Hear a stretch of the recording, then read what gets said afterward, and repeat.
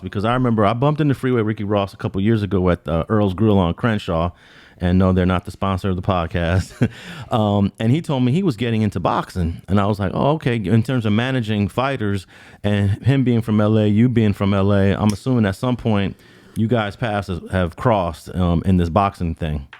Shout out Freeway Rick. He's my first boxing manager. Is that right? And if it wasn't for Freeway Rick, we probably wouldn't be sitting here talking about boxing. Is that right? He played a pivotal point in my career.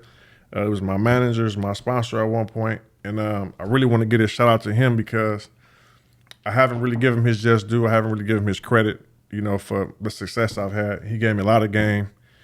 I got the same number. I know he got the same number. So shout out Freeway Rick. So you guys aren't talking right now, the way that you just said that. Not as if we into it. It's just that I just ain't called him. He probably like, man, I got the same number. You ain't called me. So that's why I'm saying that, because I really feel like I ain't been reaching out to him and communicate with him with future things I got going on and stuff like that. So I want to really give him that shout out and give him his credit and give him some love, what I'm saying, while I'm on here, while I can, What is it that, how did Freeway Rick know so much about the boxing game when he was an outsider at some point? He found his way into it, and you're saying that he gave you so much game. How did he get the game that he gave you? Well, he got me a lot of game on life, a lot of game just on hustling and just about being out here and some things that we can kind of relate on. As far as the boxing, I believe when I signed with him, he was just getting into boxing. So I probably showed him a few things as he showed me a few things, Like I said, he just played a pivotal point in, me getting career, me financing some things. 'Cause like I said, I wasn't hustling no more. So I needed some financial help, while I'm boxing. Like I said, I'm cold turkey. And, he helped me out and he was there when I needed. Like I said, he actually funded a few fights, with me coming up. Oh, okay, man, that's cool. Shout out to Freeway Ricky Ross. I did one of his first interviews.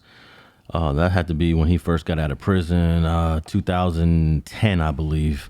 And I've been rocking with him ever since, and he's been popping up all over the internet. This dude has been doing it big. So in terms of the game he gave you, you guys must have had a little bit of a common background, because he was the drug kingpin of all kingpins at some point back in the 80s when you was walking around in diapers. Yeah. I definitely knew who he was. But like I said, when I met him, I was already out the game, and I think he was out of prison, so he was out the game. So, I didn't even really even want to talk about no type of stuff like that, because I'm like squeaky clean.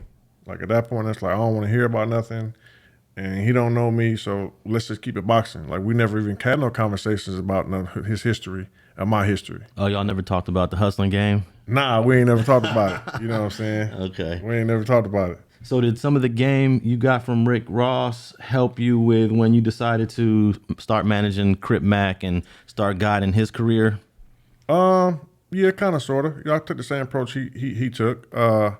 Basically, like I say, when I met him, I had some things I needed, and he gave me what I needed and let me kind of just do me.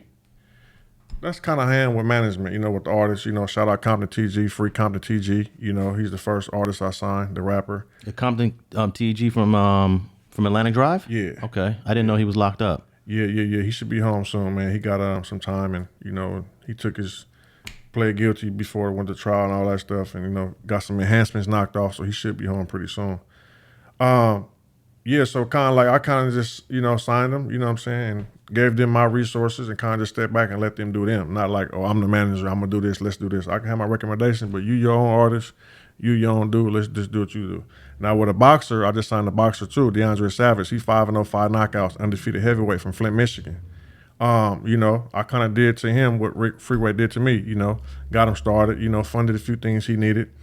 And now, I had the more experience in boxing and the management from managing myself.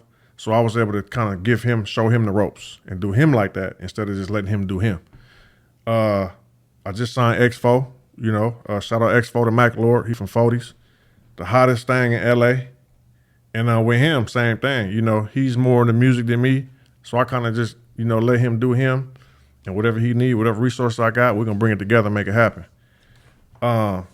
Okay, now, you want to talk about Crip Mac? Well, before we talk about Crip Mac, real quick in terms of, what was I going to ask you about Compton TG? Because I first learned about Compton TG.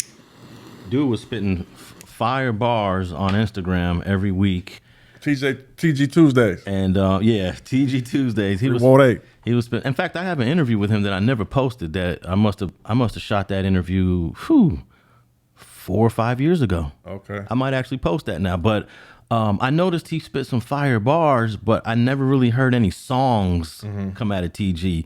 Did he ever put out any an album or mixtape with complete songs? Yeah, he got a crazy catalog. Like I said, he independent, underground. So we was just putting something together for him to do something real big. You know, had a few project deals and stuff like that. Got him some money, and he caught a case. So if you're not really into the underground LA hip hop stuff like that, you probably didn't hear none of his songs. Like I say, he didn't go to radio yet, but he definitely, captured the ears of the Southern California and the West Coast for sure. Now you mentioned X4 from 40s. I just dropped an interview with S-Bone, and I had asked him who are the hottest rappers from the 40s.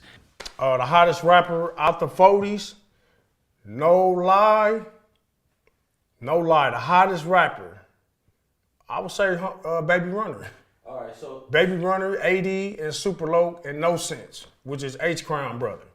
Okay. And my homie Blue Nose, my bad, the homie Blue Nose too. He from a whole nother state, but we got a few homies that's doing their shit, man. But Baby Runner, Super Loc, AD, and No Sense, guaranteed, easy call right now. AD's the only one I don't know out of that group you just Tiny AD, the homie X4, yeah.